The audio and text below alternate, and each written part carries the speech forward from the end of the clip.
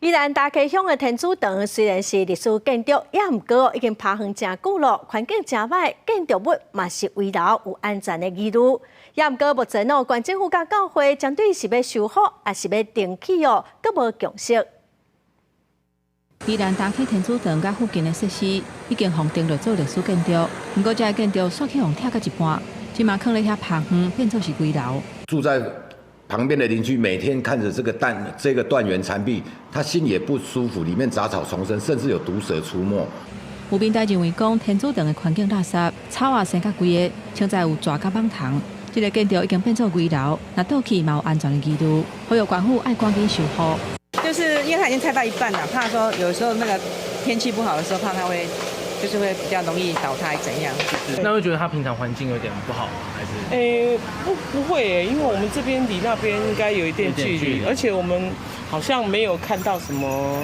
附近的居民嘛有人烦恼讲，这间厝若倒去会有安全的疑虑，不过嘛有人认为影响并无大。这间大溪天主堂是伫1963年起的，福建院是伫1971年由天主堂神父募出起的。伊当阵正做小儿麻痹囡仔生活甲复健，还有复诊的场所。2016年互提报做历史建筑，不过却引起教会不满，了后甚至提出这间厝去互偷拆的争议。